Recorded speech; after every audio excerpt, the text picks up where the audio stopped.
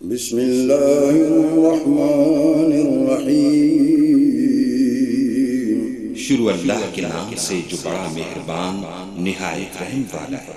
دوستو، وزیر اعظم عمران خان کے معاون خصوصی برائے سمندر پار پاکستانی زلفی بخاری نے کہا ہے کہ سعودی عرب سے واپسی کے خواہشمند پاکستانیوں کو مرحلہ وار وطن واپس لانے کے لیے ہفتے میں 2 پروازیں شروع کر رہے ہیں۔ ان کا مزید کہنا ہے کہ مریضوں اور میتوں کی پاکستان منتقلی کو بھی ترجیحی فہرست میں شامل کر رہے ہیں۔ بدھ کو وزارت سمندر پار پاکستانی کی جانب سے سعودی عرب میں مقیم پاکستانی کمیونٹی کے ارکان اور پاکستان تحریک انصاف کے رہنماؤں کے ساتھ ورچوئل ٹاؤن ہال اجلاس منعقد کیا گیا۔ اجلاس میں کمیونٹی لیڈرز کے علاوہ پاکستانی سفیر اور قونصل جنرل جدہ نے بھی شرکت کی ہے۔ 1.5 گھنٹے سے زائد وقت تک جاری رہنے والا اجلاس میں کمیونٹی لیڈر کی جانب سے مختلف مسائل کی نشاندہی کی گئی ہے اور معاون خصوصی اور سفارتخانے سے سوالات کیے گئے ہیں۔ ان سوالات کے جواب دیتے ہوئے زلفی بخاری نے کہا ہے کہ ابتدا میں یہ فیصلہ کیا تھا کہ 2 پروازیں جدہ بھیجی جائیں گی، لیکن بعد ازاں کوشش کر کے ایک جدہ اور ایک ریاض منتقل کر دی گئی ہے۔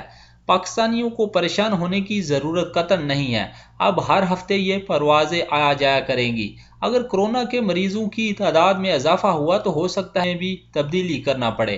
تحریک انصاف سعودی عرب کے صدر عقیل ارائیں کی جانب سے کورونا وائرس کی صورتحال کے نتیجے میں پاکستانیوں کے بے روزگار ہونے کے سوال کے جواب میں زلفی بخاری نے کہا کہ سوشل میڈیا پر انحصار نہیں کرنا چاہیے۔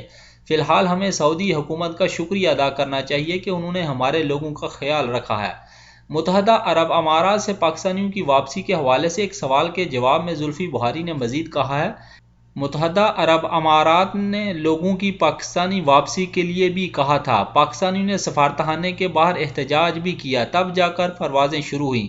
انہوں نے کہا ہے کہ اس وقت پوری دنیا میں وطن واپس آنے کے خواہشمند پاکستانیوں کی تعداد 1 لاکھ ہے، جن میں سعودی عرب میں پاکستانی بھی ہیں۔ ان کو ترجیحی بنیادوں پر واپس لانا ہے۔ سعودی عرب سے 70 میتوں کو بھی واپس لانے کے اقدامات ہم لوگ کر رہے ہیں۔ اس موقع پر قونصل جنرل جدہ نے بتایا کہ جدہ میں موجود میتوں میں 10 کل جمعرات کی پرواز میں پاکستان روانہ کر دی جائیں گی۔ کمیونٹی ارکان کیسر جاوید اور فرخ رشید نے تجویز دی ہے کہ سعودی عرب میں مقیم وہ پاکستانی جو کچھ ماہ تک وہاں گزارا کر سکتے ہیں، پاکستان جانے کی جلدی قطعاً نہ کریں۔ ان کا کہنا تھا کہ سعودی عرب بیرون ملک پاکستانیوں کے لیے نوکریوں کی ایک بڑی مارکیٹ ہے، اس لیے یہاں سے نکلنا اپنی جگہ خالی کرنے کے مترادف ہوگا۔ جو لوگ بھی مشکل وقت میں گزارا کر لیں گے وہ سعودی عرب میں ہی رہیں گے۔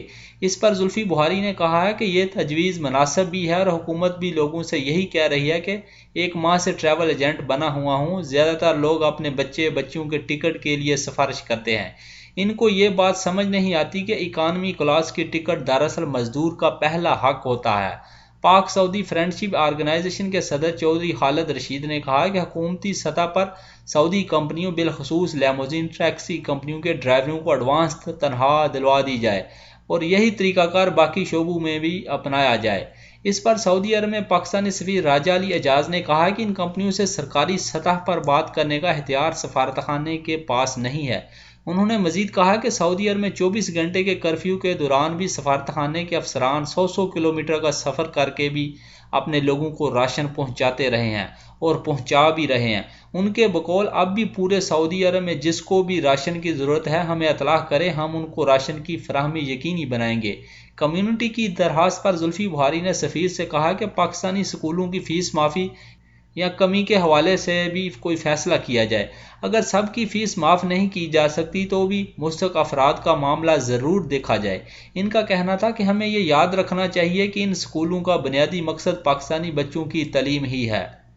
دوستو، میری ویڈیو اگر اچھی لگے تو اپنی رائے کا ضرور اظہار کیجیے گا اور میرا چینل گلف اردو نیوز ضرور سبسکرائب کیجیے گا اور بیل کا بٹن ضرور دبائیے گا۔ شکریہ۔ السلام علیکم ورحمۃ اللہ وبرکاتہ۔ فی امان اللہ۔